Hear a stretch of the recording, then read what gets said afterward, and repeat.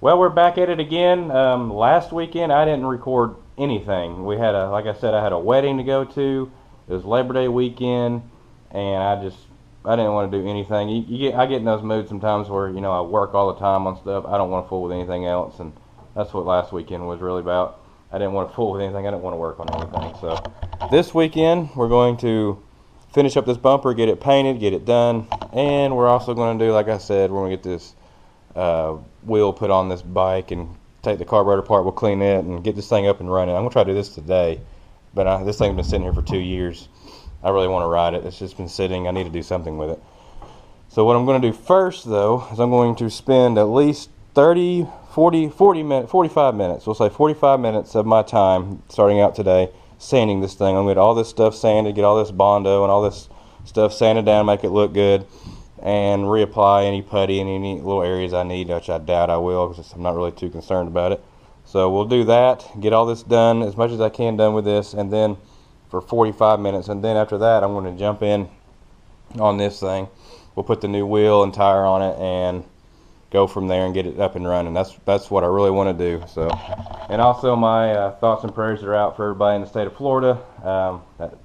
Just going to be a bad situation with this Hurricane Irma.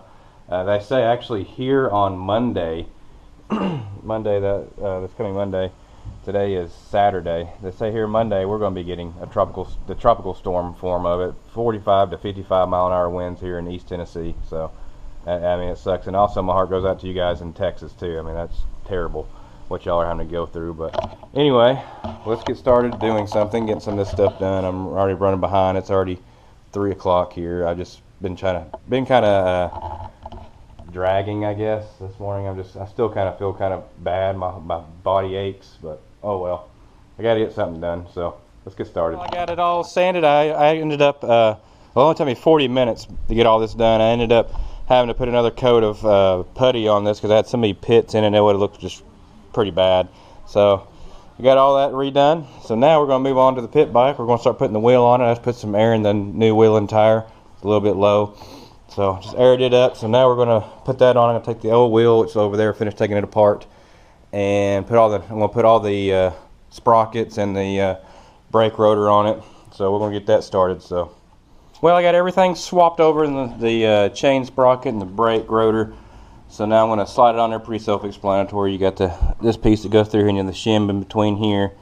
It goes, and the same thing with this other side. And you put the nut on, obviously the chain, and slide the brake pads and the rotor. So I'm going to do that real quick. We'll get this thing rollable, and we'll roll it over there to the door and start, I guess, to take the carburetor apart. Okay, so I got the wheel put on. You can see the spacers. There's another one on the other side, and you put the bolt through and tighten her down. Make sure everything's even. The little notches are even both sides. So good to go. Tire's got air in it, which I'm really excited about. The carburetor, actually, I was listening to football on the radio here and took the bowl off the carburetor. The bowl actually isn't full of trash or nothing. I think what I did was I ran it out of gas the last time I parked it, and I drained all the gas out of the fuel line. So what I'm going to do now is just fill it up with gas, and we'll see what we can do. 4 kicks and this thing fired right up. I think I have fuel stabilizer in it because it's kind of smelled like it when it first started, but she runs good. I already took it for a little ride around the block and around the neighborhood. I love this little thing. This was like the best $630 I ever spent. Let's see if the kill switch gets off. Yep, still works. The little fuel peacock right up here, it was leaking a little bit. I had to tighten up both those Phillips screws and the leak went away. So good enough. It runs great, rides great. This is like the best $630 I ever spent in my life.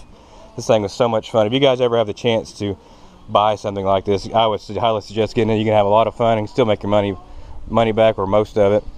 I think at one point we had 4 of us that had these things, and we used to raise Cane about every day after work. We had 2 tracks right next to the shop I worked at that we used to ride. And Spencer, if you're watching this, you need to get yours up and running. I think Spencer still has his, but me and him went in together and bought these things back in the day in 2010. It was funny because I went through a divorce, and my accountant was like, man, you need to buy yourself something. You never buy yourself anything. You're always giving to other people. So I bought this, and I still have it, and this thing was awesome. I can't believe that. It's so much fun to ride these little things. But it runs. So now I guess we're going to start in on this thing. I'm going to start sanding some more on it, get all this sanded down, and then prime it and paint it.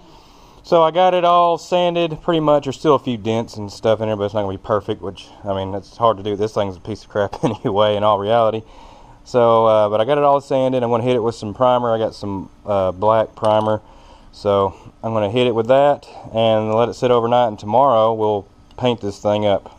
Well, we're out here today enjoying this beautiful day, and before, well, actually the last beautiful day before the tropical storm hits here tomorrow, at least in my neck of the woods. I primed this thing yesterday, and I just got through re-sanding it, and I just got through wax and grease removing it, getting all the fingerprints and everything off of it, so now it's ready to paint. So we're going to do that here.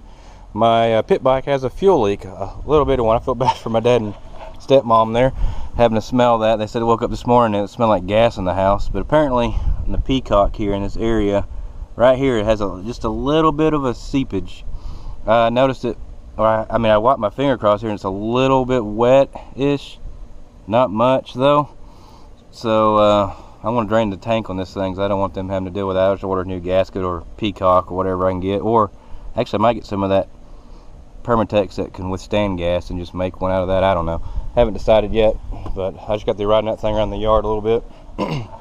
But like I said yesterday, my thoughts and prayers go out to you, ladies and gentlemen, out there, not only in Texas as well, but in Florida. Marissa's family, some of her family lives in the Everglades. They got thousands of acres of land down there in the Everglades, and right now they're getting hit hard. We haven't been able to hear anything from them for a few hours, so I hope everything's going good for them.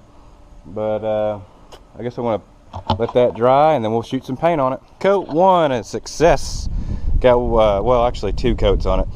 As I was going down this side over here, I painted that, then I went over here and did this side, and then I came back and did that, and then I came back and did this side, and then down the middle there. So I'm gonna let that sit there for about 20 minutes and cure up, and then we'll flip it around a little bit.